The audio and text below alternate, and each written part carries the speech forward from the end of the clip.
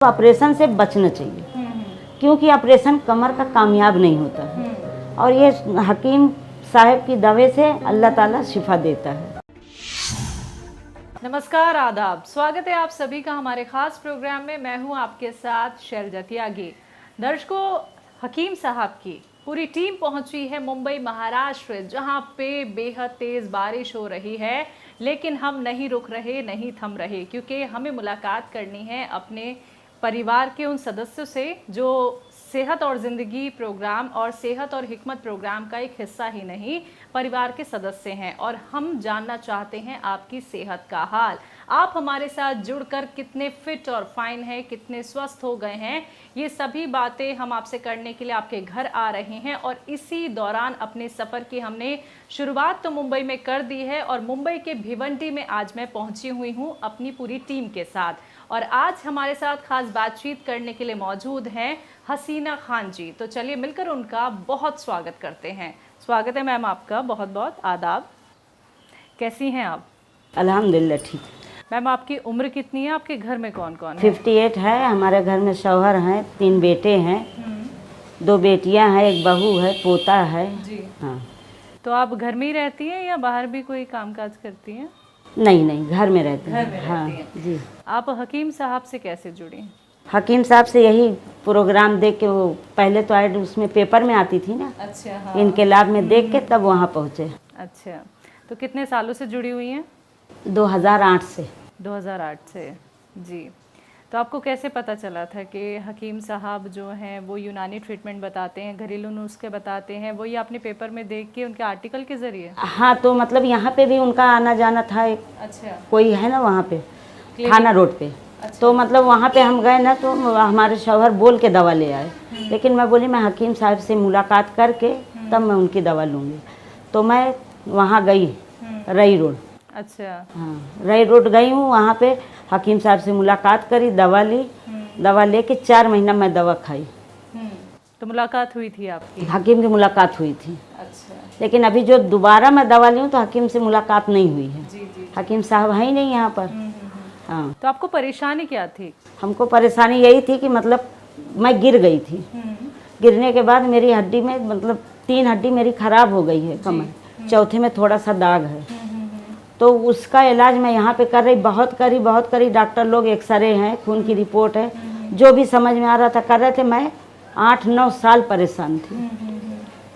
तो आखिरी में डॉक्टर साहब, सिद्दीकी हॉस्पिटल के डॉक्टर साहब बोले कि आपका ऑपरेशन होएगा, मामूली ऑपरेशन। मैं बोली मैं ऑपरेशन नहीं कराऊंगी, मैं सुनती हूँ कि ऑपरेशन होता है तो इंसान कामयाब नहीं होता है, तो मैं नहीं कराऊंगी। तो बोले बस यही तो बात है, खाली अब एक कैप्सूल दिए और एक दवा दिए कि मतलब यही खाना कैल्शियम का। मैं उसको लेना छोड़ दी, मैं ली नहीं। तो वो उतने टाइम मेरे को ये इनकलाब पेपर मिला, मैं देखी और हकीम साहब का यहाँ से मैं 1 महीना दवा खाई मंगा के। लेकिन फिर मैं हकीम साहब से मिलने का एकदम अपने दिल में पक्का कर ली। मैं उनसे मिल के मुलाकात करके तो मैं हकीम साहब से मिली। तो फिर हकीम साहब बोले कि आपको दवा लेने की ज़रूरत नहीं, आप यहीं से मंगवाना दवा। जी जी जी। तो मैं अपने भांजे को भेजती थी। 4 महीना मुस्तकिल मैं उनका इलाज करी। तो ये बाजू का मेरा सही हो गया। सही हो गया? ये पैर मेरा उठ नहीं रहा था, तो सही हो गया। तो ऑपरेशन की जरूरत नहीं पड़ी? नहीं। तो फिर ये पैर मेरा अभी 1 साल से मैं परेशान हूँ। तो दिखाई मैं डॉक्टर को, MRI कराए, एक्सरे हुआ, सब कुछ हुआ। डॉक्टर यही बोला कि नस दबी हुई है। अब बोले जो हड्डी खराब है उसका कुछ हम नहीं कर सकते हैं, उसको जहाँ पे है उसको पड़ा रहने दो। लेकिन जो नस दबी हुई है तो उसको या तो मतलब ऑपरेशन कराओ या तो इंजेक्शन लगाओ। मैं बोली मैं कुछ नहीं करूँगी, ना इंजेक्शन लगाऊंगी ना तो मैं उसका ऑपरेशन कराऊंगी। तो मैं अपने बेटे को मतलब फ़ोन करी, फिर मैं अपने बेटे को भेजी वहाँ पर हकीम साहब के, तो वो दवा किया। दवाई कौन सी आपने ली थी मैम? एस्केयर और आर केयर। आर केयर ली थी? हाँ, एस्केयर आर केयर दोनों दवा। तो इतने सालों से आप जुड़ी हुई हैं, तो आपको ये अब पूरा विश्वास हो गया है? एकदम पूरा पक्का यकीन है। तो मतलब मैं ये बोली कि मैं वहाँ की दवा नहीं खाऊंगी। हालांकि अच्छा डॉक्टर है नस का, जी जी, डॉक्टर देशमुख यही भिवंडी के हैं। जी जी जी। तो मैं उनको दिखाई तो वो यही बोले। फिर मेरा बेटा गया, दवा लेकर आया, हकीम साहब जो उनके असिस्टेंट जो भी रहते हैं, तो वो मतलब बोले 4 महीना दवा खाना। तो मैं 4.5 महीना दवा खाई। उन पे मेरे को पूरा पक्का मतलब भरोसा हो गया है कि मतलब मैं उन्हीं की अभी फिर मेरे को ज़रा भी कुछ तकलीफ होगी तो मैं उन्हीं का इलाज करूँगी। जी जी। और ये मेरे को दवा नुकसान करती है। जो आप बाकी लेती हैं। हाँ, जो लेती हूँ मैं, वैसे मैं कोई दवा नहीं लेती हूँ। ठीक है। आपके अलावा भी घर में कोई इस्तेमाल कर रहा है हकीम साहब की दवाइयाँ? मेरी लड़की इस्तेमाल करी है, हकीम साहब से बोली थी 2 महीने की दवा उसको, अंदर उन्हीं जो बीमारी उमारी रहती है ना, हाँ, तो उसको मैं 2 महीना उसका इलाज करी थी। आराम है उन्हें? अल्हम्दुलिल्लाह आराम भी है, और बच्चे भी नहीं, वो क्या बाबू वो लेके खड़ी थी ना लड़की, हाँ वही लड़का। अच्छा। हम्म, कितने साल की है वो? 35 साल की। 35 हाँ। की हैं जी। उन्हें जो परेशानी थी उसके लिए कौन सी दवाई ली उन्होंने? अब यही तो नहीं मालूम, वो डब्बा हकीम साहब का था। चलिए, आराम है उन्हें। हाँ, उनको आराम है अल्हम्दुलिल्लाह, अल्लाह ताला नियामत से भी नवाजा। आपने और लोगों तक भी हकीम साहब की दवाइयाँ पहुँचाई हैं? बहुत सारे लोग को पहुंचाई, मेरी बड़ी बहन थी उनको भी मैं बोली, और भी बहुत सारे लोग को मैं भेजी हूँ, सब वहाँ से दवा की। आराम है उन्हें? हाँ अल्हम्दुलिल्लाह सबको आराम है। ये बाजू में भी एक लड़का था, अभी उसकी उम्र ज़्यादा नहीं थी, उनको भी मैं भेजी कि मतलब जाके उनको दिखा लो, एक बार खाली उनसे मुलाकात कर दवा ले लो, अगर जो होता है अभी तुम अंग्रेजी डॉक्टर के यहाँ दौड़ना मत, पर तुम डायरेक्ट उसको दिखा लो बच्चे को। तो बोले ठीक है, तो लेकर गए हकीम साहब देखे, तो दवा दिए, 4 महीना मेरे को लगता दवा, बच्चा बिस्तर पे था। अल्हम्दुलिल्लाह आज जैसे पहले वो काम करता था आज भी वो काम कर रहा है। मैम, जब आपको परेशानी थी, पैरों की तकलीफ थी, तो आपको घर का काम करने में भी, बच्चों का काम करने में भी तकलीफ बहुत होती होगी? बहुत तकलीफ होती थी, मतलब मैं तकिया वकिया लगा के ऐसे मैं एक जगह बैठी रहती थी, दीवार पकड़ पकड़ के चलती थी, चला नहीं जाता था। जी। तो आपने लगभग कितने ट्रीटमेंट आप फॉलो कर चुकी होंगी, दवाइयाँ कितनी खा चुकी होंगी कि उसके बाद आपने सोचा कि अब हकीम साहब की दवाई खानी चाहिए? 2008 से मैं हूँ, मतलब 2093 में मेरी तबीयत खराब हुई।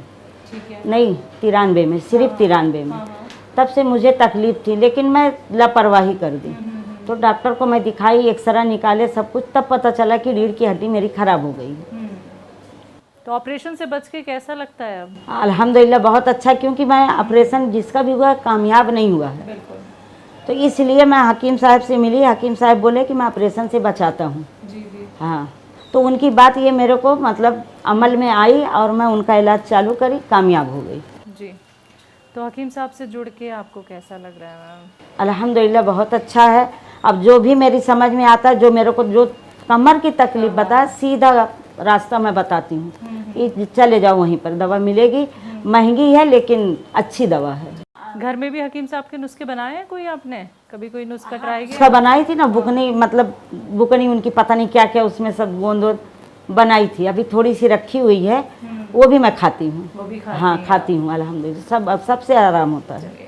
जो महिलाएं, जो पुरुष आपको सुन रहे हैं, जितने भी हमारे दर्शक हैं वो आपको सुन रहे हैं, और जिन्होंने अभी तक यूनानी ट्रीटमेंट नहीं अपनाए हैं, जिन्होंने अभी तक नुस्खे नहीं अपनाए हैं, बहुत सारे ट्रीटमेंट फॉलो कर रहे हैं, आराम नहीं मिल रहा है, बहुत सारे लोग ऑपरेशन कराने के लिए भी अब चले ही जाते हैं डॉक्टर के पास कि हम ठीक हो जाएंगे, तो एक तो वो ऑपरेशन से बच जाए मैम, और यूनानी और घरेलू नुस्खे अपना के खुद का ट्रीटमेंट वो खुद ही कर लें, कहीं जाने की ज़रूरत ना पड़े, उन लोगों को आप क्या कहना चाहेंगी?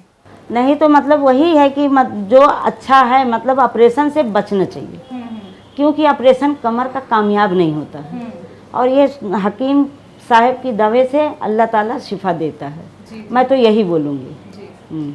और हकीम साहब आपका ये इंटरव्यू सुन रहे हैं, सबसे पहले वही आपका ये इंटरव्यू देखेंगे, आप उनको कुछ कहना चाहेंगी तो आप अपने इंटरव्यू के ज़रिए उनसे कह सकते हैं। बस अल्लाह ताला उनको ज़िंदगी दे, सबकी खिदमत में लगे रहें।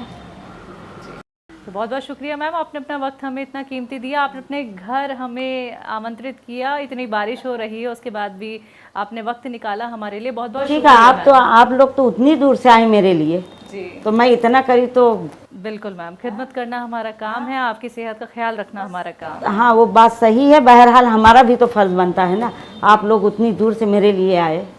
बहुत बहुत शुक्रिया मैम, बहुत बहुत शुक्रिया। तो दर्शकों, आप सभी ने सुना हसीना खान जी को, जिन्होंने बताया कि हकीम साहब से जुड़ के अब वो कितनी स्वस्थ हो गई हैं। तो ऐसे ही आप लोग भी स्वस्थ हो सकते हैं, सेहतमंद हो सकते हैं। हमें फिक्र है आपकी, तभी तो हम आपसे मिलने आ रहे हैं आपके घर पे। ऐसे ही आप लोग भी हमारे साथ जुड़ सकते हैं, अपना ख्याल खुद रख सकते हैं, वो भी घर बैठे बैठे। अगला नंबर आपके घर का भी हो सकता है, लेकिन उसके लिए आपको हमारे साथ जुड़ना होगा, हमारे प्रोग्राम का एक हिस्सा आपको बनना होगा। तो एक बार फिर से मैं हाजिर होंगे एक और नए दर्शक के साथ, तब तक के लिए मुझे दीजिए इजाजत। नमस्कार, आदाब।